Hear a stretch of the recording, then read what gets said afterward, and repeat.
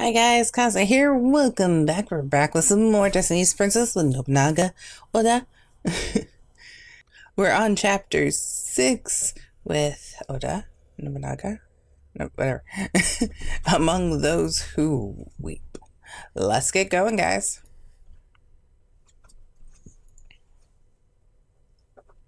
Inside the castle, day by day, the bloodlust in the air continued. Did you hear? A big battle against the demons is about to begin. It'll be good if the demons go away. It's okay. Nobunaga will find a way. I wonder, he seems so different lately. He's like a blundering fool. The other day he did that inappropriate thing to the princess in front of everyone. But the princess doesn't seem to be all there. Oh, I'm even being shamed down. Their father and daughter, how foul. Shh, look, it's the princess. I came close. The women bowed their heads deeply. A lot of stuff to be depressed about. The event in front of the main gate soon spread as rumor throughout the castle. From the start, everyone was tired of being cooped up in this place because of the demons. The event that had come to pass had spread and become quite the scandal. Stay strong. I'll stay strong. It's like, damn, Nobunaga's fault, but we gotta get through this. I have to stay strong. I still don't know how I should face Nobunaga. I didn't even know how I felt about him. No, I didn't even want to think about it. However, I'll embrace you next time. After remembering those words, a spark in me just seemed to go off. And somewhere in my mind, I realized I was sick of waiting. I hadn't seen Nobunaga since then. So essentially, you want it. I want it. It's so weird. I turned over under my blanket. My body felt heavy. It felt like I made of lead instead of flesh and blood. I felt like waking up, but I couldn't open my eyes. My eyelids felt sewn shut.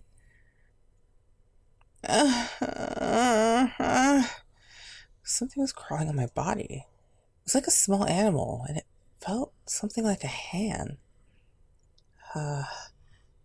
The heavy breathing reverberated a multitude of times in my ear.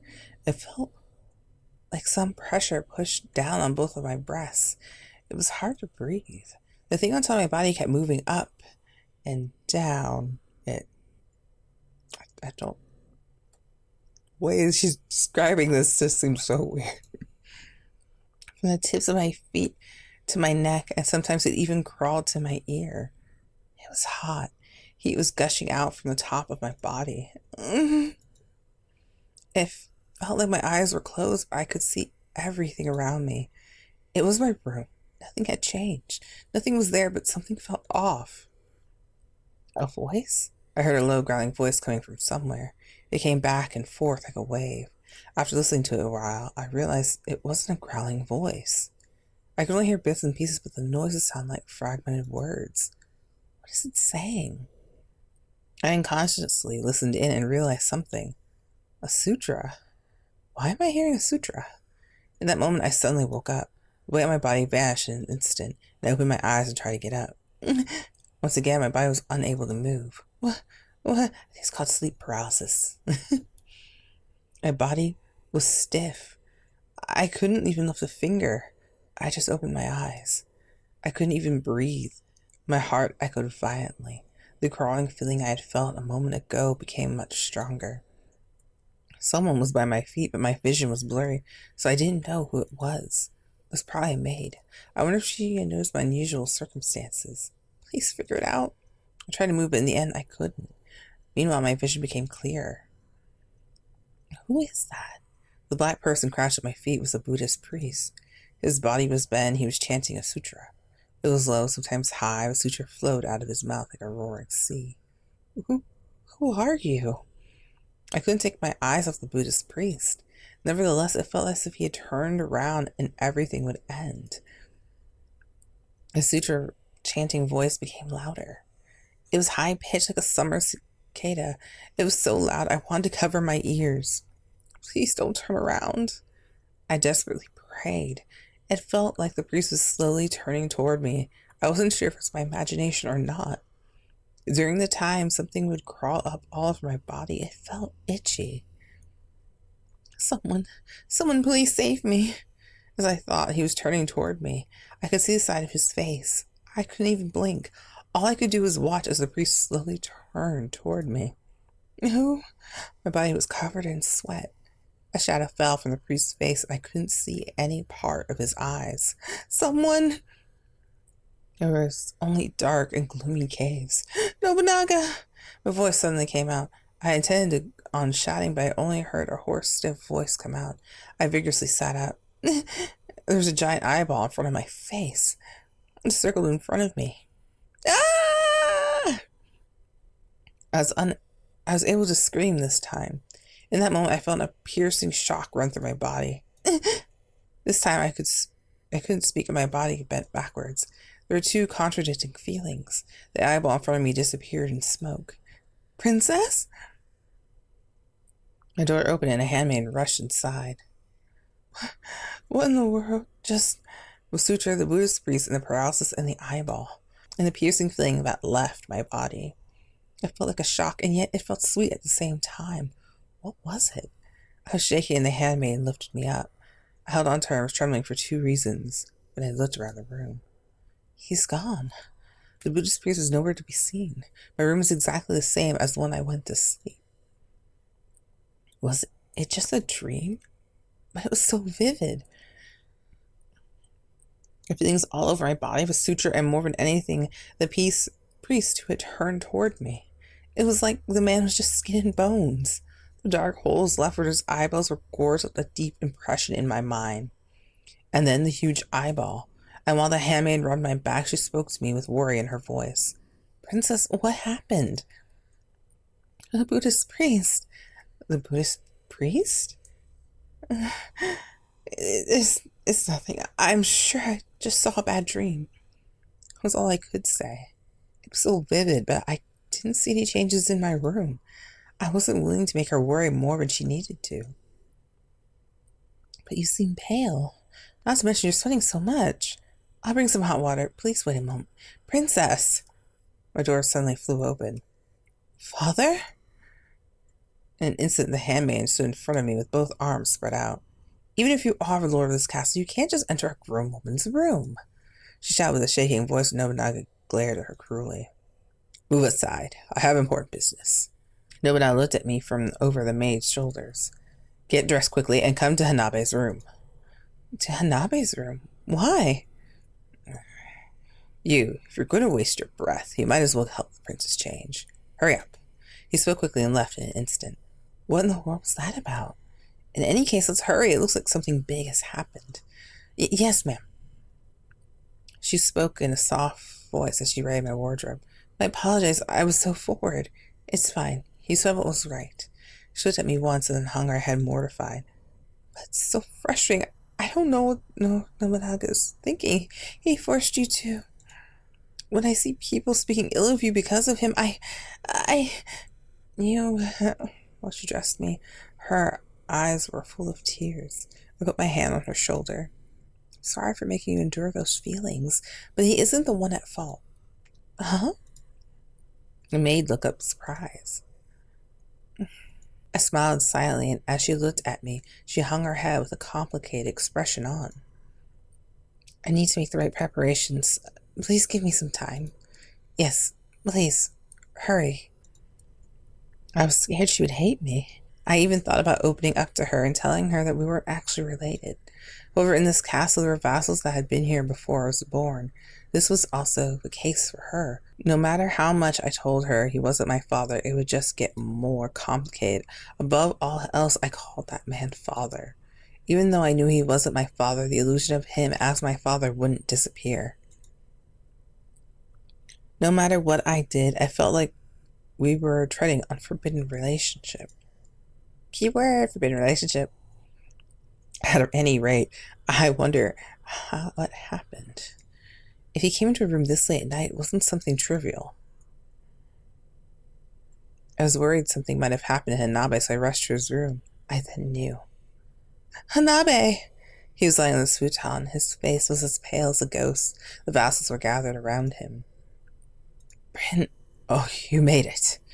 I ran over to Hanabe's bedside. I took his trembling hand. His fingertips and his lips were cracked and pure white. What is this? He hid it well, but he was sick. From the beginning, he didn't have much time left, right? Hanabi didn't answer. Nobunaga, he just looked at me wholeheartedly. My real fiancé had died from illness. It couldn't be. Was Hanabi going to share the same fate? Hanabi mustered up the last bits of his strength and opened his mouth. Princess, I was worried about your body. Hanabi? That man will lure you into ruin. That man. Hanabi pointed to that person and quietly smiled. He's remarkable as a leader, but he is too. Hanabi coughed violently in anguish and blood flowed onto his hand. He continued beneath his rough breathing. Somehow, please, be happy. That's the only thing I wish for. Hanabi. Hanabi closed his eyes as if a string had been cut. His rough breathing started to repeat. His thin back was wavering. Hanabi! Hanabi! You mustn't let him rest for a while. Everyone, please wait outside. Don't know why I made the doctor's voice like that all of a sudden. We all went out into the hallway. Now I probably stopped the wedding so you wouldn't have to suffer, Kaze. From behind me, Yukimura sounded unusually abrasive. He knew he was going to die, and yet... Yukimura? When he looked at his face, Yukimura was glaring at Nobunaga. He let her go so she could be happy, but he had to see her being toyed with by her own father. Yukimura! Prince Yukimura. Masamune held Yukimura's hands behind his back as he tried to grab onto Nobunaga. Let go of me, Masamune. I understand how you feel, but endure it. Sir Takenaka can hear you. Yukimura bit his lips in frustration. Nobunaga crossed his arms and looked at them as though he wasn't involved. He then smiled. Why don't you try speaking honestly? You're envious of me. What? Prince Yukimura? Yukimura tried to grab onto Nobunaga again, but Masamune stopped him. Can you really say that, my son? Did you think I wouldn't notice the illicit feelings you burning in your chest? But father, what are you talking about? Yukimura would never. This whole family was messed up. Before and after the fact. Yukimura, tell him. I turned to Yukimura. I was at a loss for words. Oh, and he's blushing. Yukimura was blushing and avoided looking at me. It can't be. Something like that? Nobunaga laughed pleasantly, but this time he attacked Masamune. That's not all. That man standing there, worried about being in a different social class than you. Well, Princess, I'm sure you're happy to having all these men fall so deeply. Nobunaga suddenly stopped talking and raised his eyebrows. He quickly took my hand. Father, what are you... Come here, I need to talk with you. Nobunaga pulled my arm and started walking at a fast pace. As he pulled me along, I gazed behind me. Yukimura still wouldn't look at me. Masamune's eyes were full of anger as he stared at me. No, at Nobunaga. Well, we just like upped everyone's little wish here. I just got like a whole bunch of men like, woohoo, we love you. Hair. But no, I wish there was a hair ending. Anyway, sorry. Nobunaga brought me to a room and rode me onto the ground. What? What are you doing, father? He glared at me. Nobunaga stepped over my body and sat down. He then put out his hand. What is it? A dagger. Bring it out. You have it, don't you? I won't do anything bad. I just want to ask it something. Bring it out. Give me to him, princess. From the dagger, I could hear its high-pitched voice. Oh, so it's true that it speaks human tongue. This is our first meeting. A dagger gave a jovial and out-of-place greeting and spoke to me again. Princess, hand me over. I told you before, right? I don't have much power left within me. Even if you give me to him, this man can't do anything evil. I took out the dagger and left it on Nobunaga's hand. Good. Nobunaga took the dagger and put it in the light. I looked as if in wonder and amazement. He put it back in its scabbard and placed it onto my chest. He then questioned it. Answer me. How did you choose the 5 of us and summon us here? No, that's not it. How was the logic behind choosing the 5 people we replace? The original 5. My father, brother, a vassal my brother was close to, my fiance, and a ninja. There were other people who had died, but why these 5? I didn't understand either. Let me see. Was there any real reason? That's what I'm asking you. Don't speak to me in a patronizing tone, you lowly sword. Then let me take a guess. The original 5, in some way, fell in love with the princess, didn't they? What? They're unfathomable words. I could understand my fiancé, but within the other 4 are my real father and brother. Nobunaga turned to me and spoke as if he could sense my suspicions. I have memories of it in here. Nobunaga pointed to his own head. They were dangerous, falling in love with the princess and not being able to get close to her. The man warned me not to do that. I remember that clearly. That and the maddening feelings of wanting to make the princess my bride. Those weren't my thoughts. I wouldn't have had these kinds of ideas. That can't be. It was true. Those weren't Nobunaga's real memories.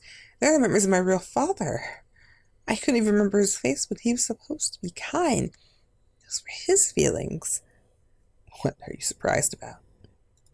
Did you think it was strange that a nation's princess hadn't been married at her age? It's only common sense to marry the princess to a neighboring country to strengthen one's forces. Why did he marry you to a vassal while you were the only princess? That's... I had feelings for Hanabi. No, my real fiancé. That's why father did that. That's why. He was warm-hearted enough to have you marry a man who was close to dying of illness. Oh.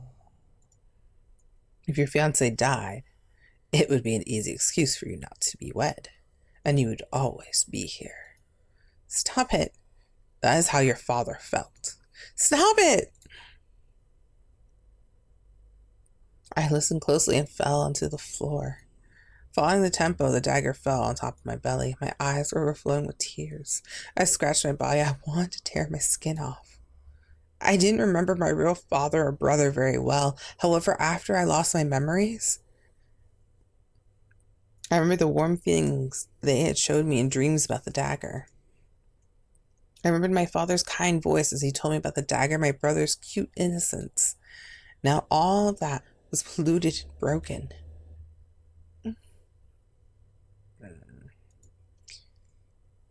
I don't know about Kotaro. He never talks about his true intentions. But I'm sure the original ninja met you somewhere before. Look at me. I told you to look at me. Nobunaga seized my chin and forced me to look at him. It's a good thing your father died. Huh? The immoral feelings were frantically burning inside him. He couldn't fight like that. It's a good thing he died. It seemed like his voice and gaze were full of affection. Nobunaga questioned the dagger as he looked at me. Answer me, dagger. Why did you switch us with a man who had fallen in love with a princess? It wasn't to defeat the demons. One person could have done that, so why 5? The dagger laughed as though he was hiding something, and then ridiculed Nobunaga. That's because the princess said she didn't want to be alone. Huh? It was coincidence you were all good fighters. I only brought those who would like the princess. That's wrong. Oh, what is it? I mean, I wanted to protect this country. I mumbled, overcome with surprise. The corner of my mind told me no. It was true. I thought I didn't want to be alone when the demons attacked me. Then my real wish was something like that? Even though everyone died in anguish, did I try to fulfill that small desire? Nobunaga was thinking about something as he continued to sit on top of me. Then, when this battle's over, we won't be sent back to our own worlds. If we're sent back, the prince's wish couldn't be granted. Let me see, I wonder. Don't try and fool us, you crafty thing. Nobunaga smiled. Either way, if her wish was not to be alone, then she will be the man of her choice. It is as you say, we'll be together for all eternity. Eternity, huh? That doesn't sound bad. As he said that, Nobunaga opened out my kimono forcefully. What are you doing? I swung my hand to slap him, but right before I could, he caught it. He then kissed my hand while holding it. I told you, didn't I? The next time we meet, I'll embrace you. Be mine, Princess Kaze.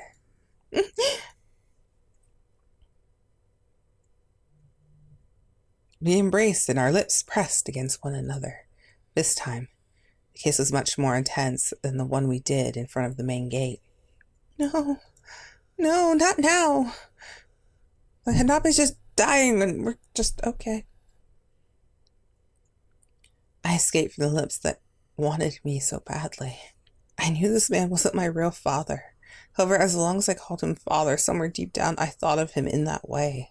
My real father was interested in me. I was still in shock and I didn't want to embrace anyone. Les, you only lust for me because you want to stay in this world, right? I don't want to be courted because of a reason like that. Oh, shocked expression. Nobunaga looked astounded and stared at me. What? Well, I thought you figured it out. Nobunaga kissed my forehead. It's the other way around. I was thinking, but I want to stay because I like you so much. If you don't excite me, I wouldn't think of embracing her no matter the reason. As Nobunaga smiled, he buried his face in my neck. I'm not your father. Be at ease, princess. Rest assured and become mine. I didn't know what to do. The strength of my body drained out after hearing his voice. Nobunaga caressed my forehead with his hand. The eyes that were frightful enough to paralyze me glowed in the faint light. Good girl. Nobunaga slowly turned me over. His hand slid down my shoulder onto my clothes. And in the midst of the heat and joy that filled me, I heard the dagger laugh contentedly. I became Nobunaga's woman.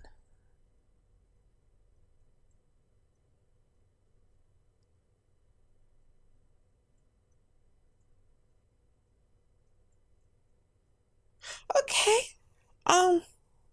Yeah, that's the end of chapter 6. That was